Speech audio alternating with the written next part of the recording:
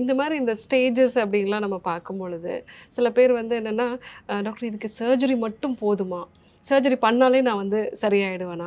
இல்ல நெறைய பேரோட ஒரு இது என்னன்னா, ஸ்டேஜ் 2, 3 அப்படிலாம் வரும்பொழுது, நான் சர்ஜரி பண்ணிட்டேன். இதுக்கப்புறம் எனக்கு எந்த ப்ராப்ளமும் வராது. இப்படி ஒரு மனநிலையும் வந்து இருக்கு. நெறைய மனநிலை இருக்குங்க. நீங்க ம். சொல்றது சில பேர் வந்து சர்ஜரி மட்டும் போதுமான்னு கேட்கிறவங்க இருக்காங்க. ஆ. சில பேர் வந்து சர்ஜரி இல்லாம வெறும் வெறும் ஊசி மட்டும் போட முடியுமான்னும் கேட்குறாங்க. ம். ஸோ ம். என்னன்னா, இது ஆரம்ப ஸ்டேஜ்ல இருக்கிறப்போ, சில கேன்சர்ஸ்க்கு வந்து ம். வெறும் சர்ஜரி மட்டுமே குணப்படுத்தக்கூடியதா இருக்கு. ம். வேற வைத்தியமே தேவைப்படாம நான் ம். சொன்னேன் இல்லையா, அந்த மாரி பண்ண முடியும். ம். பட் நெறைய டைம்ல வந்து 2ண்ட் ஸ்டேஜோ இல்ல 3ர்ட் ஸ்டேஜோ போயிடுச்சுன்னா, ம். இது ஒவ்வொரு கட்டிக்கும் அதோடைய வீரியத்தன்மை, ம். ஸ்பெஷல் டைப்ஸ்லாம் இருக்குங்க. அதுக்கேத்த மாரி மாறும். நான் ம். சொல்றது ஒரு ஜெனரல் ரூல். ம். ஜெனரலா 2ண்ட் ஸ்டேஜோ, 3ர்ட் ஸ்டேஜோ வந்தா கண்டிப்பா மல்டி மோடாலிட்டி ட்ரீட்மெண்ட் தேவைப்படும். ம். சர்ஜரி மட்டும் பத்தாது. ம். ரேடியேஷனோ இல்ல கீமோதெரபியோ தேவைப்படலாம். ம். ஸோ அப்படி கம்பைன் பண்றப்போ ஆப்வியஸ்லி கொஞ்சம் கடினமான ட்ரீட்மெண்ட்டா இருக்கும். டைம் கன்சூமிங்கா இருக்கும்.